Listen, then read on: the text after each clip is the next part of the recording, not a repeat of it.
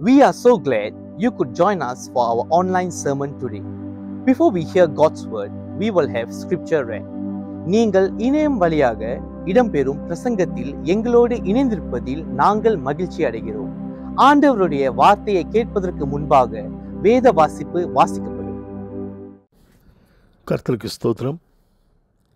இன்று பிரசங்கத்திற்கென்று எடுக்கப்பட்ட வேத பகுதி யோவான் எழுதின சுவிசேஷம் 3ஆம் அதிகாரம் வசனங்கள் 1-17 வரை வாசிக்கப்படும்.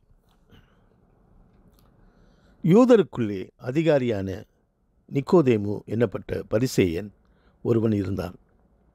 அவன் காலத்திலே இயேசுவினிடத்தில் வந்து, ரபி, நீர் தேவனிடத்திலிருந்து வந்த போதகர் என்று அறிந்திருக்கிறோம்.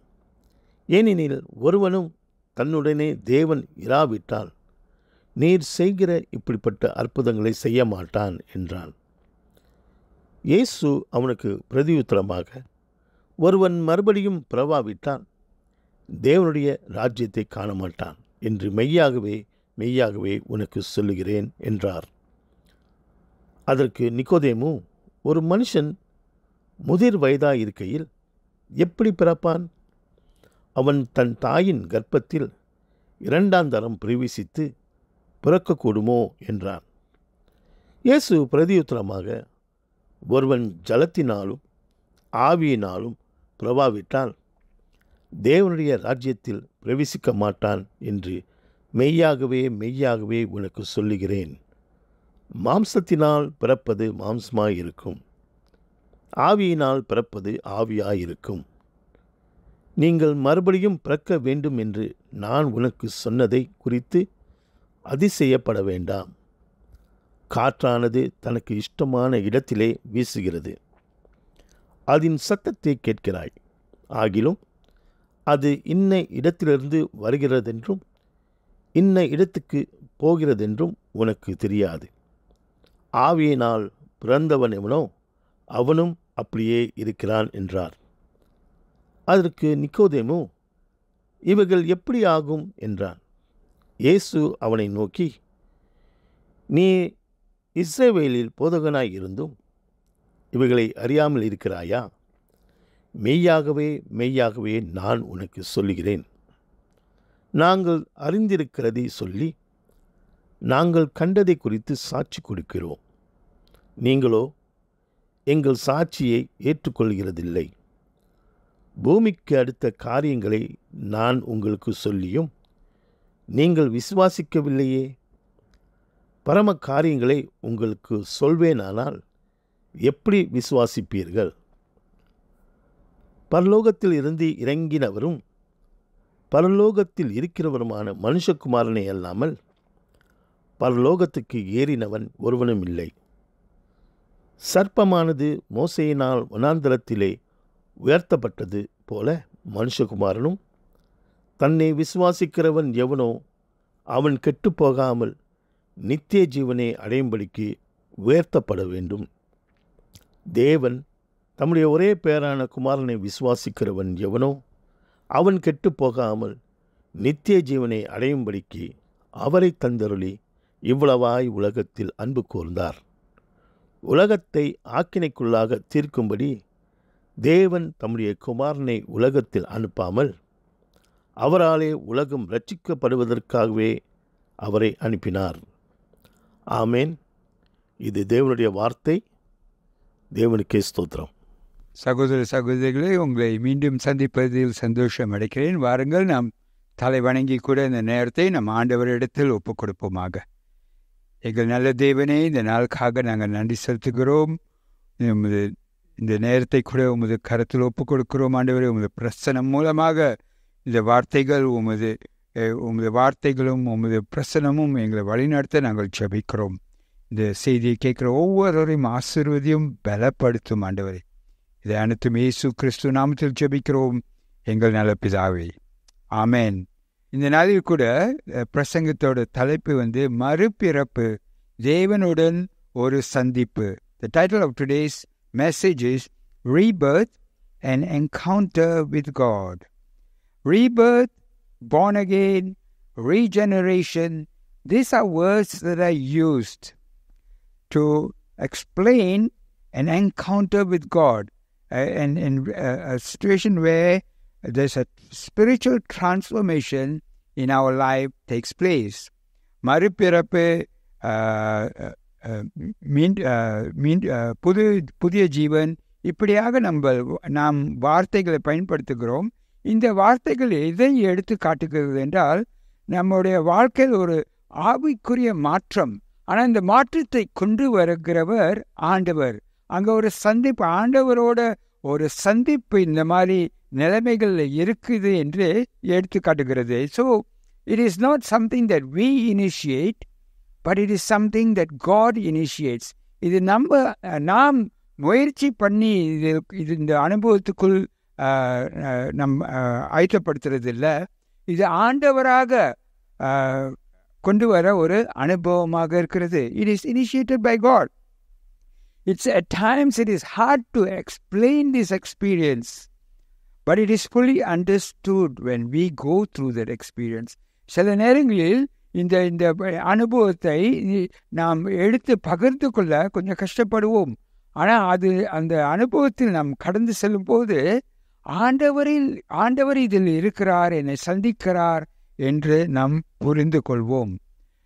இந்த நாளில் வாசிக்கப்பட்ட வசனங்களில் in the passage that was read today, it's a dialogue between Nicodemus and Jesus.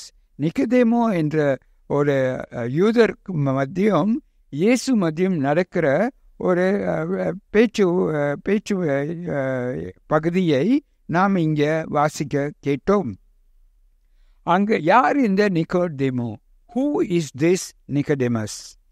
He is an important Pharisee, a member of the powerful Jewish community.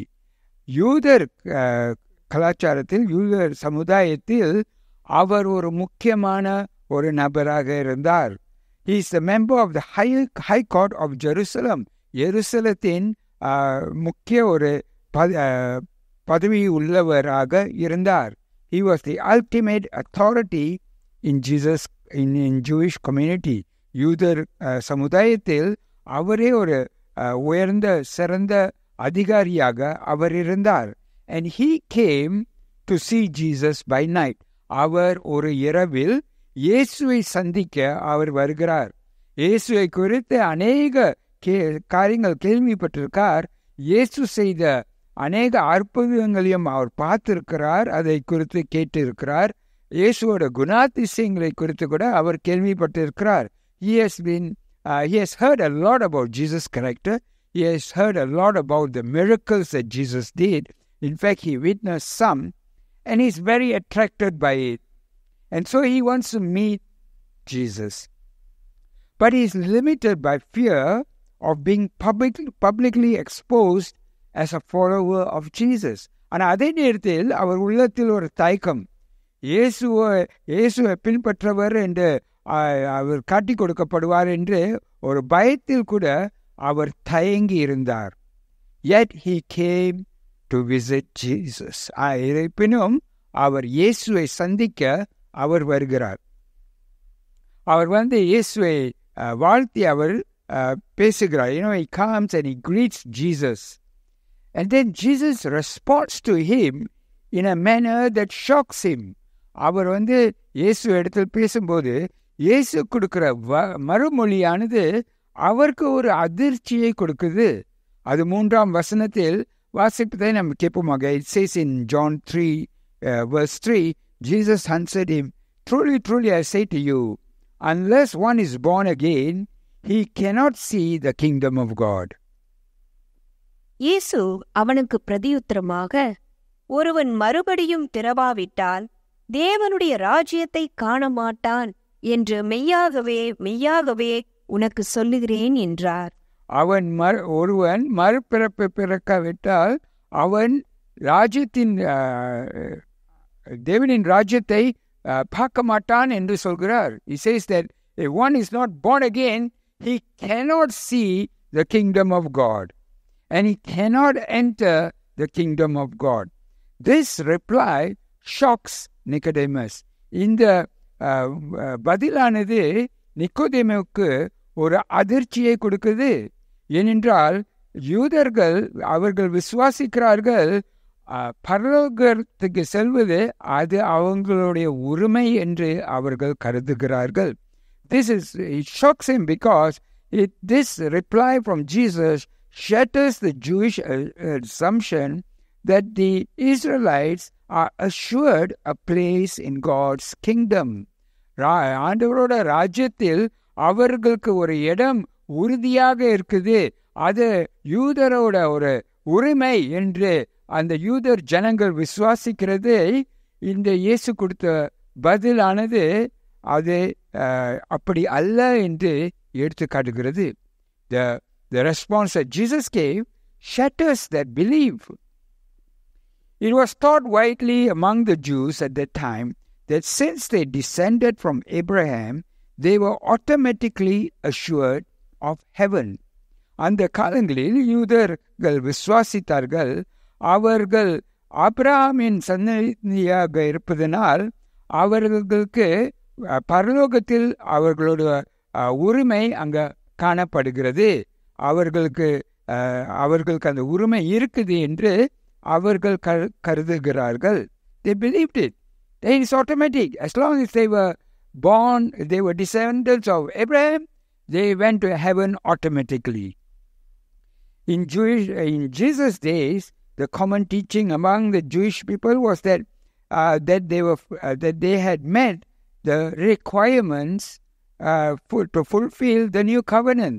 அந்த இயேசு நாட்களில் அந்த யூதர்கள் விசுவாசித்தார்கள், அந்த புது உடன்படிக்கையோட கட்டளைகள் அவர்கள் சந்தித்து விட்டார்கள் என்று யூதர்கள் கூடி அவர்கள் அந்த கட்டளைக்கு கீழ்ப்படிந்து இருப்பதனால் அவர்கள் இப்பொழுது ஒரு ராஜா, ஒரு மெசியாக்காக மட்டுமே காத்து கொண்டிருக்கிறார்கள்.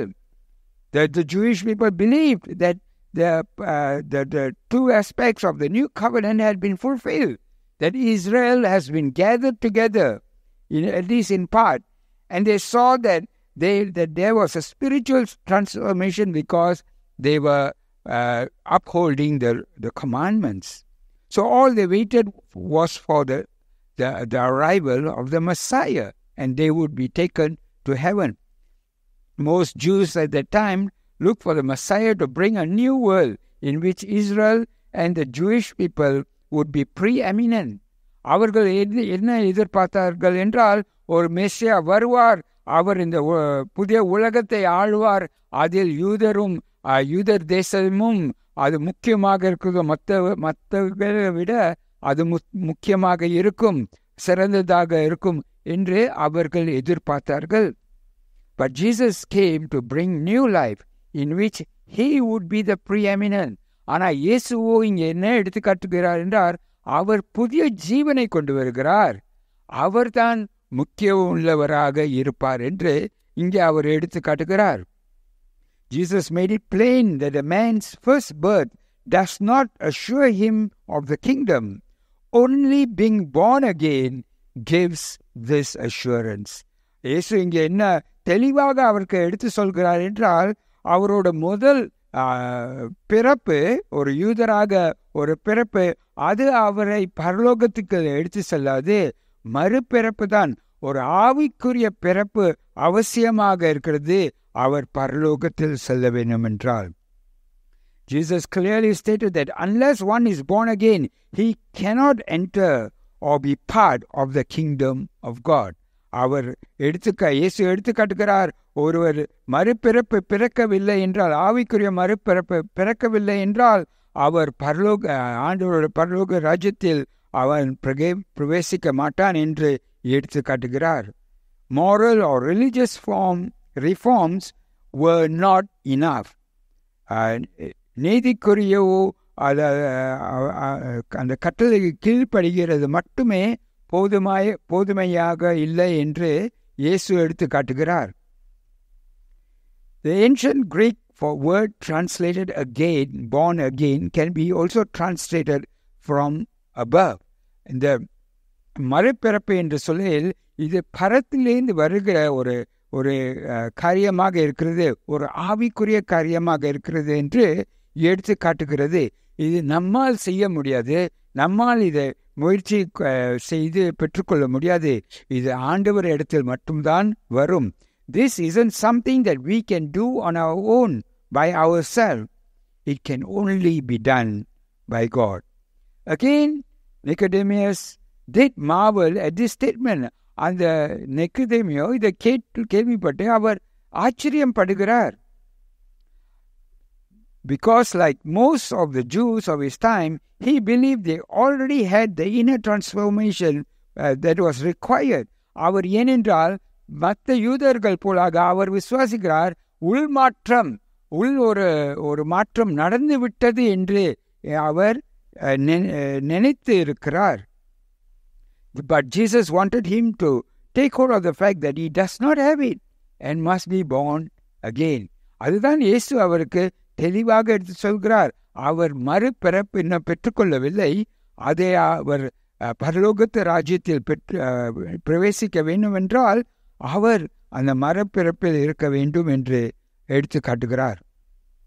But we should not forget whom Jesus said no to. நாம் இந்த நிக்கோதேமியை யார் என்று நாம் அறிந்து கொள்ள வேண்டும். He was a religious leader, a Pharisee, an educated man, an earnest man. By his outward appearance, he was already a man who would have been considered suitable for the kingdom of God by human standards. மனுஷனோட ஆலோசனையில் அவர் ஒரு சிறந்த மனிதன், ஒரு படித்தவர், ஒரு நல்ல அதிகாரி உள்ளவர். அவர் பரலோக ராஜ்யத்துக்கு அவர் தேவையான எல்லா காரியங்களும் அவர் வாழ்க்கையில் காணப்படுகிறது என்று கருதப்படும். ஆனால் இயேசுவோ சொல்கிறார் அங்க ஒரு குறை இருக்கு என்று. But Jesus says he was not ready for the kingdom of God. இயேசு அங்க எடுத்து காட்டுகிறார் பரலோகத்து ராஜ்யத்துக்கு அவர் இன்னும் ஆயத்தமாக இல்லை என்று. அதுதான் அந்த நிக்கோதேமியை ஆச்சரியப்படுத்தது. That is what that not only surprised Nicodemus, but it confused him. He was so set in his thinking that a new birth has already happened to him and of all faithful Israel that he had a hard time understanding what Jesus was saying. அவர் உள்ளத்தில் அவர் எல்லா காரியங்களும் செய்துவிட்டார், பரலோகத்துக்காக அவர் ஆயத்தமாக இருக்கிறார் என்ற அந்த சிந்தனையில் இருப்பதனால் இயேசு என்ன சொல்கிறார் என்று அவர் புரிந்து கொள்ள முடியவில்லை. Jesus had to keep explaining to him about the new birth, the rebirth. இயேசுவானது அவர் மறுபிறப்பை குறித்து திருப்பி அவருக்கு எடுத்து சொல்ல தேவையாக இருந்தது. You know, when we are caught up in worldly understanding or wisdom of the world, we may struggle to understand the things of God. நாம் உலகத்து உள்ள காரியங்களையும் உலகத்து உள்ள ஞானத்திலையும் நாம் இருந்தோம் என்றால், அதிலே நாம் மூழ்கி இருந்தோம் என்றால் ஆண்டவரோட காரியத்தை புரிந்து கொள்ள நாம் கஷ்டப்படுவோம். And that is where we need to be careful. அதுதான் நாம் கொஞ்சம் கவனமாக இருக்கணும். இயேசு அவர் சொல்கிறார், அந்த இடத்துல இயேசு அவருக்கு எடுத்து காட்டுகிறார், அவருக்கு அந்த ஆவிக்குரிய காரியங்களை குறித்து அவருக்கு புரிந்து கொள்ள முடியவில்லை என்றால் பரவாயில்லை என்று அவர் எடுத்து சொல்கிறார். You know, Jesus even explains to him, it's fine, it's all right if you do not understand this. Because he says, it is like the wind, the Spirit of God comes and goes like the wind. அவர் காற்றை வைத்து ஒரு உதாரணம் வைத்து எப்படி ஆண்டவரோட வழி நடத்தல் இருக்கும் என்று அவர் எடுத்து காட்டுகிறார். In fact, for Nicodemus to understand, Jesus used an example from the Old Testament, from Numbers 21 verses 4 to 9. நிக்கோதேமியை இன்னும் ஆழமாக புரிந்து கொள்ள இயேசு பழைய ஏற்பாட்டிலிருந்து என்னாகமம் 21வது அதிகாரத்திலிருந்து அவருக்கு மோசே காலத்தில் நடந்த ஒரு சம்பவத்தை குறித்து எடுத்து சொல்கிறார். He explains to Nicodemus about what happened in the time of Moses when the people were complaining about the food. அந்த மோசேயோடு இருந்த இஸ்ரவேல் ஜனங்கள் அந்த காலங்களில் அவர்கள் முணுமுணுத்தார்கள். அவர்களோட உணவை குறித்து, அந்த மன்னாவை குறித்து அவர்கள் மோசே இடத்தில் அவர்கள் குறை சொல்லும் போது ஆண்டவர் அங்க சர்ப்பத்தை அனுப்பினார். அவர்கள் அந்த சர்ப்பத்தினால் கடிக்கப்பட்டு அவர்கள் அநேகர் மரித்தார்கள். when they were complaining about the manna that God had provided for them, that they were tired of it, God then sent serpents in their midst, and there many died bitten by the serpents. And so they ran back to Moses. அப்போ அவங்க திரும்பி Moses இடத்தில் போய் அவர்கள் சொன்னார்கள், ஆண்டவர்கிட்ட சொல்லுங்க, நம்ம இந்த மன்னாவை சாப்பிடுகிறோம், நம்ம ஓகே, இந்த சர்ப்பத்தை எடுத்துட சொல்லுங்க என்று. And so they ran back to Moses and said, we are fine, we are okay to have this manna, but ask God to take away the serpents. But instead of doing that, God told them this in Numbers 21 verses 8 to 9. என்னாகமம் 21வது அதிகாரத்தில் வசனம் 8-9 வரை ஆண்டவர் இப்படியாக Moses இடத்தில் சொல்கிறார். And the Lord said to Moses, make a fiery serpent and set it on a pole, and everyone who is bitten, when he sees it, shall live. So Moses made a bronze serpent and set it on a pole. And if a serpent bit anyone, he would look at the bronze serpent and live. அப்பொழுது கர்த்தர் மோசேயை நோக்கி, நீ ஒரு கொள்ளிவாய் சர்ப்பத்தின் உருவத்தை செய்து அதை ஒரு கம்பத்தின் மேல் தூக்கி வை. கடிக்கப்பட்டவன் எவனோ அவன் அதை நோக்கி பார்த்தால் பிழைப்பான் என்றார். அப்படியே மோசே ஒரு வெண்கல சர்ப்பத்தை உண்டாக்கி அதை ஒரு கம்பத்தின் மேல் தூக்கி வைத்தான். சர்ப்பம் ஒருவனை கடித்தபோது அவன் அந்த வெண்கல சர்ப்பத்தை நோக்கி பார்த்து பிழைப்பான்.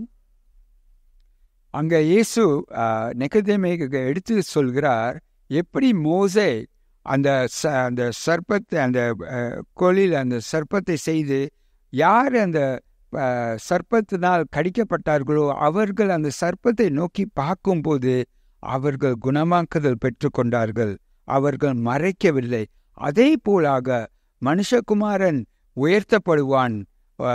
அவரை நோக்கி பார்க்கிறவர்கள், அவரை விசுவாசிக்கிறவர்கள், அவர்கள் மன்னிப்பு பெற்றுக்கொண்டு அவர்கள் பரலோகத்தில் பிரவேசிப்பார்கள் என்று அவர் எடுத்து உரைக்கிறார் நிக்கோடேமஸ்க்கு. Jesus explained to Nicodemus that just as how Moses made the serpent on the pole and put it there, and those who were bitten by the serpent, so when they saw it, they did not die, but they lived. They just had to look at it, and they were made well.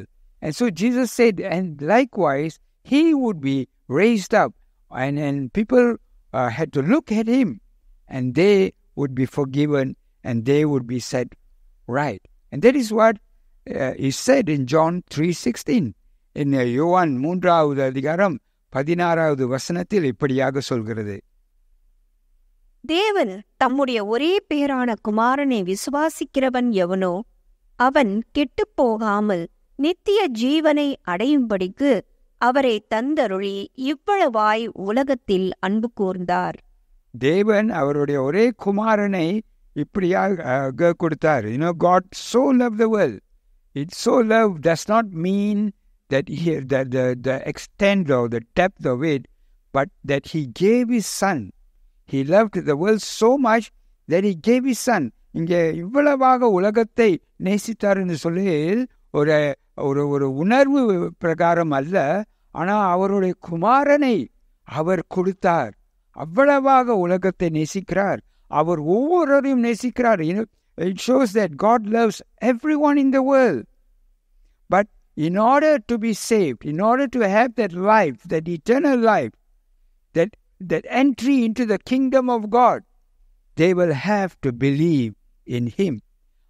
அந்த அவர்கள் நித்திய ஜீவன் பெற்றுக்கொள்ளணும் என்றால், அந்த தேவனுடைய ராஜ்யத்தில் பிரவேசிக்கணும் என்றால் அவர்கள் இயேசுவை விசுவாசிக்க வேண்டும், அவரை நம்ப வேண்டும். எப்படி அந்த மோசே காலங்களில் அவர்கள் அந்த சர்ப்பத்தை பார்த்து பிழைத்தார்களோ அதே போலாக அவர்கள் இயேசுவை பார்க்கும்போது அவர்களுக்கு நித்திய ஜீவன் கொடுக்கப்படும். Just as how in the Old Testament when the people who were beaten saw the serpent on the pole and were healed, people who look at Jesus and believe in him will have eternal life and be in the kingdom of God. And that is what Jesus was revealing to Nicodemus. அதுதான் இயேசு நிக்கோதேமஸ்க்கு எடுத்து காட்டுகிறார். And that encounter with Jesus, அந்த ஒரே சந்திப்பு, இயேசுவுடன் சந்தித்த அந்த நேரம் நிக்கோதேமிய வாழ்க்கையில் ஒரு மாற்றத்தை கொண்டு வந்தது. That encounter brought a change in the life of Nicodemus. And you know, when Jesus was crucified on the cross, Nicodemus and Joseph went to claim the body and prepare it for burial. He became a believer of Jesus. இயேசு கிறிஸ்து சிலுவையில் மரிக்கும் போது நிக்கோதேமுவும் யோசேப்பும் என்ற ஒரு சிஷ்யர்கள் இருவரும் சென்று இயேசுவோட சரிதத்தை அவர்கள் பெற்றுக்கொண்டு அவர்கள் அடக்கம் செய்ய எடுத்துக்கொண்டு சென்றார்கள். அங்க நாம் காண்கிறோம், அவர் ஒரு விசுவாசியாக மாறினார். And that is not the only encounter that we see here. If you see in John chapter 4, a woman at the well encounters Jesus. யோவான் 4வது அதிகாரத்தில் ஒரு ஸ்திரீ இயேசுவை அந்த கிணத்து பக்கத்தில் சந்தித்து அங்கேயும் அவர் ஆண்டவரோட அறிந்து கொண்டு ரட்சிக்கப்படுகிறார். You know, she having met Jesus at the well, she accepts him, believes in him, and is received into the kingdom of God.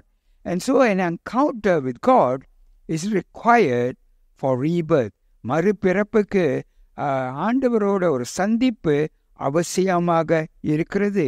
We too have had encounters with God in order to be part of his kingdom. ஆண்டவரோட ராஜ்யத்தில் பிரவேசிப்பதற்கு நாம் கூட ஒரு சந்திப்பை ஆண்டவரோட சந்திப்பில் இருந்திருக்கிறோம்.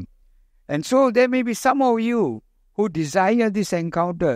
அநேகர் இருப்பீங்க, இல்லை சிலர் இருப்பீங்க, உங்களுக்கு இன்னும் இயேசுவை அறியாம இருக்கலாம். நீங்க இந்த சந்திப்பை எதிர்பார்க்கிறீர்கள். நீங்க இயேசுவை நாடும் போது ஆண்டவர் எப்படி இயேசு நிக்கோதேமியை சந்தித்தாரோ அதே போலாக அவரும் உங்களை சந்திப்பார். You know, if you desire an encounter with God, and when you seek Jesus, then just as how Jesus encountered Nicodemus, he waited for him, God will also meet up with you. Christianity, and you know, so our hope is not in the just knowledge or in activities that you do or attending church, but in a relationship with God. நம்மளோட நம்பிக்கை, ஒரு கிறிஸ்தவரோட நம்பிக்கை நம்ம ஊழியம் செய்வதோ இல்லை ஆண்டவரை குறித்து இன்னும் அதிகமாக அறிவு பெற்றுக்கொள்வதோ இல்லை சபைக்கு தொடர்ந்து வருவது மட்டுமல்ல, ஆண்டவரோடு இருக்கிற ஒரு உறவு மூலமாக தான் நாம் அதை பெற்றுக்கொள்ள முடியும். Christianity is not about what we get out of God, but it is about God. கிறிஸ்துவத்துவம் ஆண்டவர்கிட்டேருந்து நான் என்ன பெற்றுக்கொள்ள முடியும் என்ற ஒரு சிந்தனை அல்ல, ஆண்டவரை குறித்து தான் அந்த சிந்தனையாக இருக்கிறது. Jesus said one needs to be born again to see the kingdom of God. இயேசு சொன்னார், ஆண்டவரோட ராஜ்யத்தில் பிரவேசிப்பதற்கு ஒருவன் மறுபிறப்பை பிறக்க வேண்டும் என்று.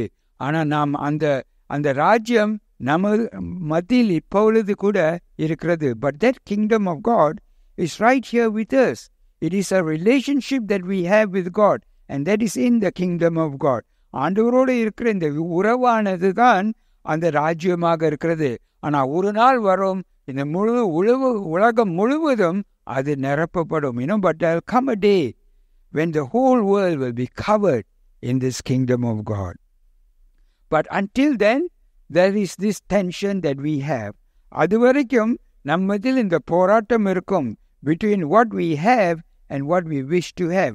நம்ம இடத்தில் என்ன இருக்குதோ அதே நேரத்தில் என்ன விரும்புகிறோமோ அந்த இருக்கிற அந்த போராட்டம் இருந்து கொண்டே இருக்கும்.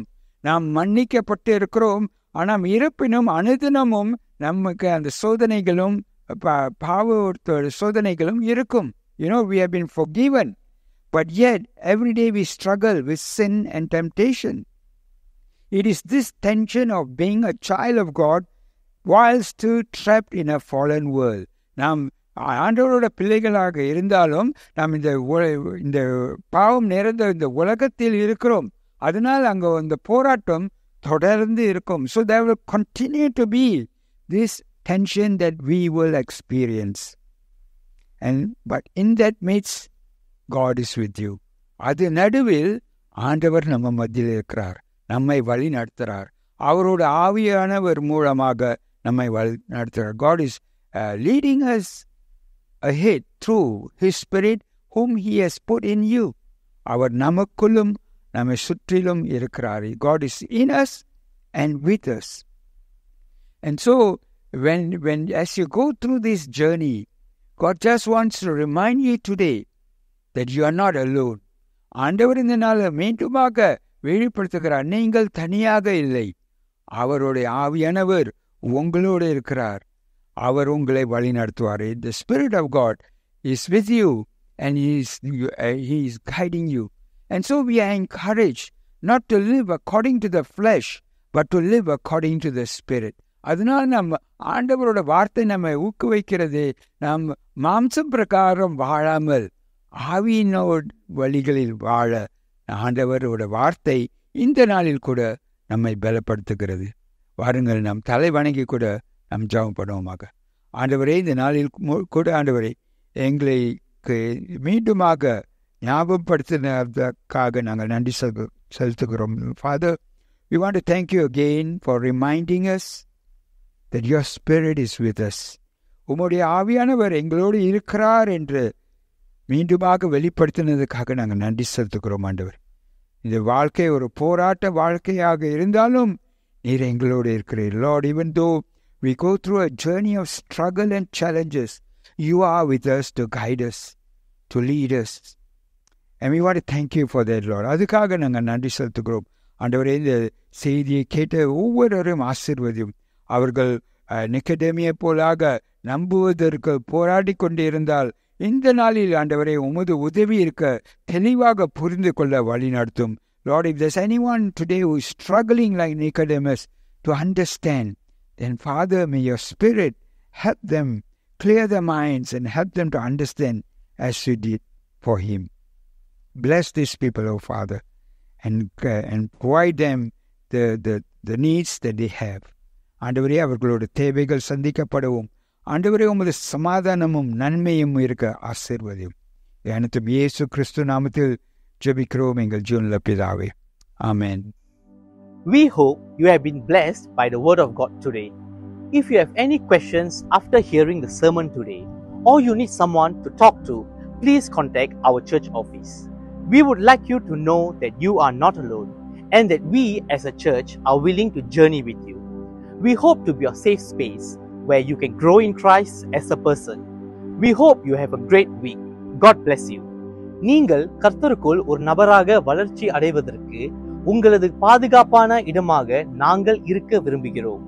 இந்த வாரம் உங்களுக்கு சிறந்த வாரமாக அமையட்டும். ஆண்டவர் உங்களை ஆசீர்வதிப்பாராக.